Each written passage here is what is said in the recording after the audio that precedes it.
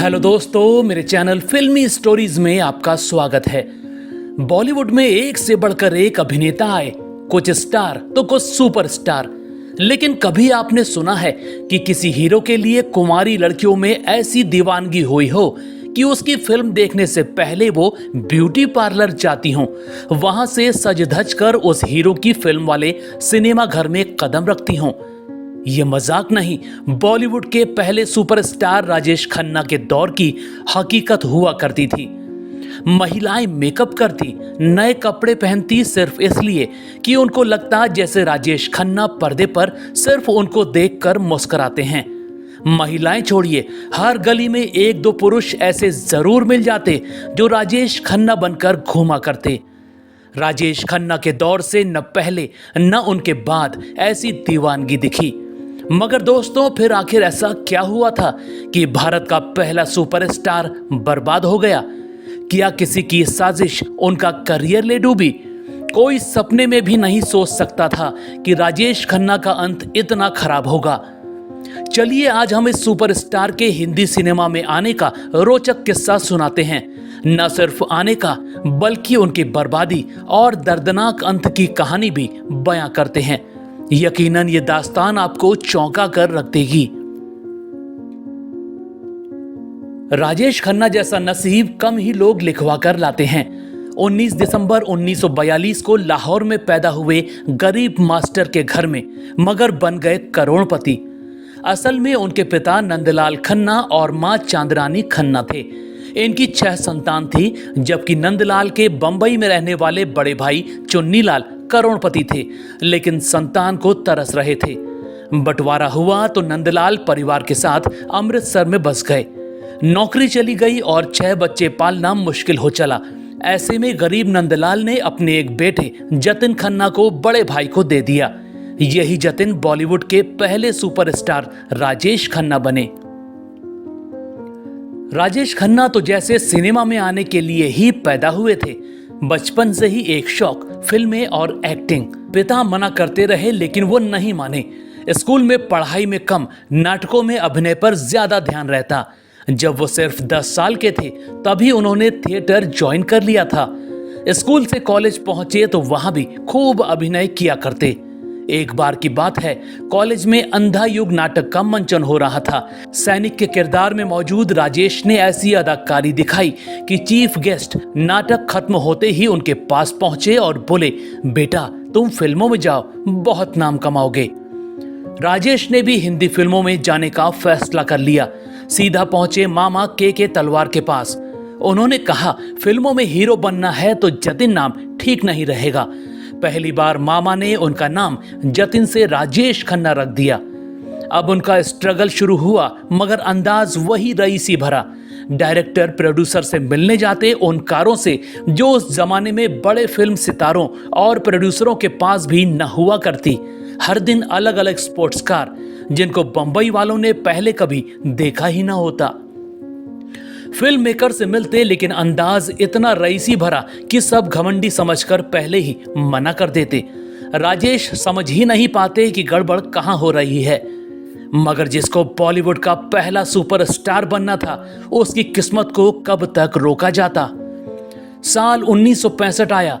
Film fair और United producers ने talent Hunt competition शुरू किया।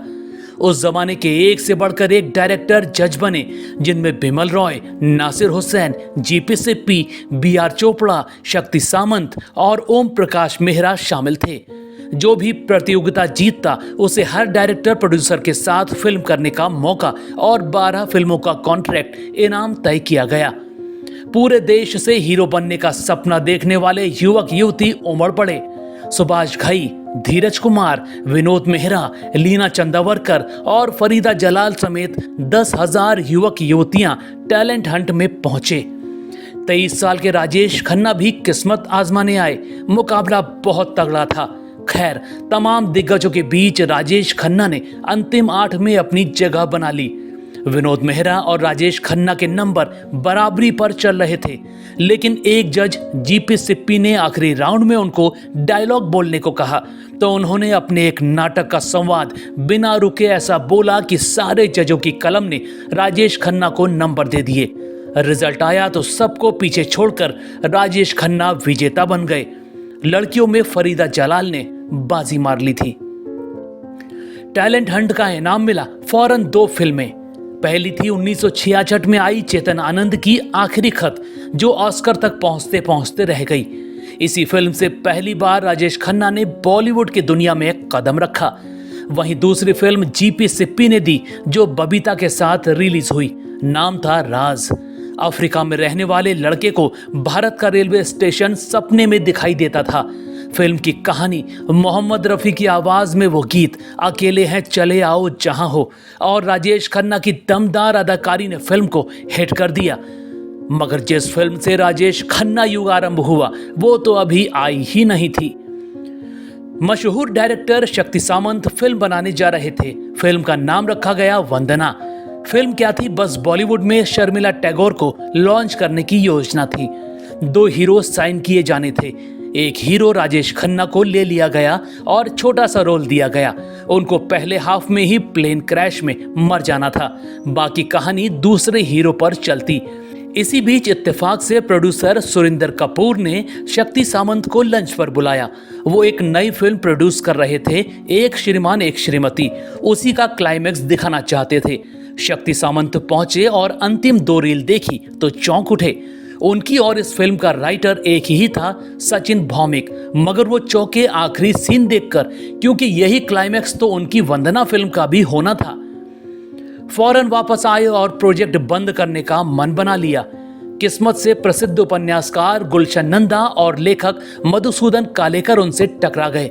उन्होंने प्रोजेक्ट बंद करने से मना किया। तीनों ने मिलकर दूसरे हाफ की कहानी पर काम किया। दूसरे हीरो का विचार त्यागा गया। अब राजेश खन्ना ही डबल रोल में आ गए। फिल्म का नाम वंदना से आराधना हो गया। 1969 में आखिरकार फिल्म आई आराधना। रातों रात फिल्म ने बॉक्स ऑफिस पर कोहराम मचा दिया।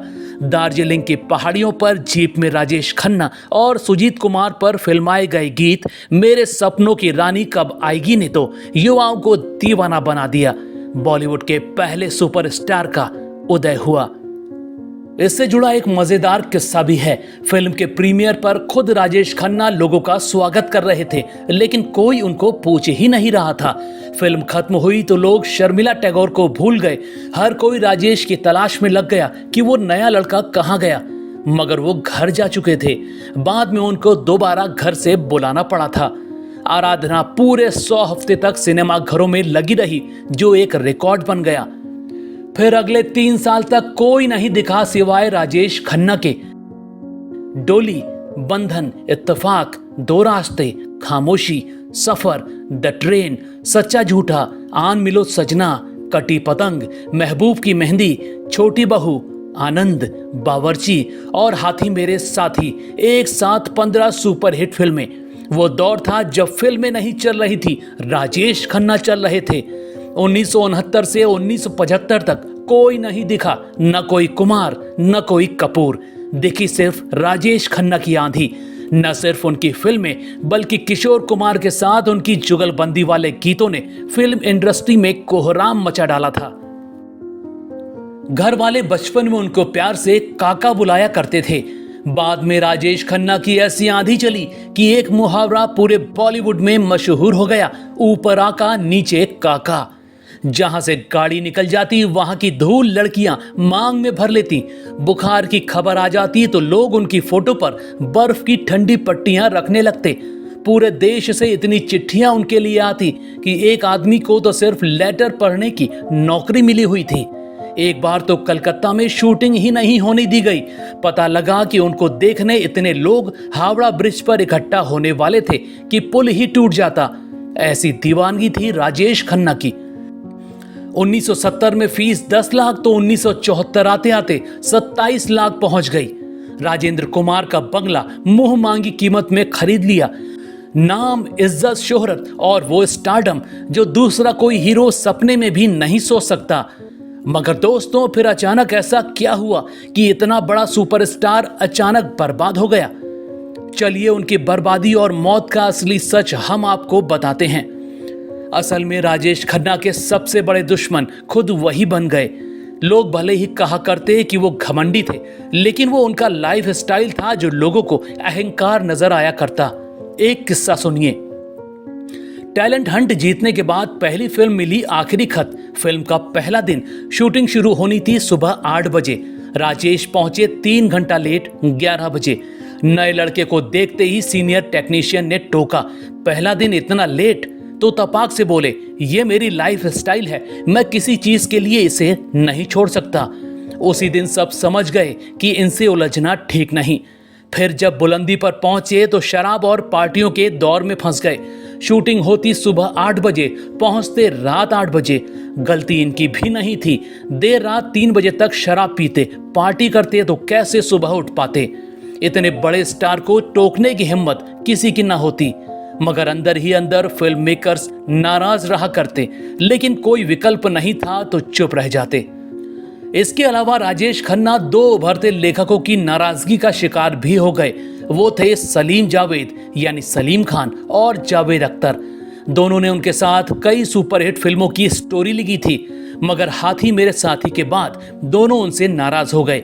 वजहें छोटी छोटी थी जो बाद में बड़ी हो गईं। राजेश खन्ना के सलीम जावेद पर कई एहसान थे। जिस दौर में दोनों को 750 रुपए मिला करते थे, उस समय राजेश ने दोनों को हाथी मेरे साथी फिल्म के लिए 5-5 हजार रुपए दिलवाए थे।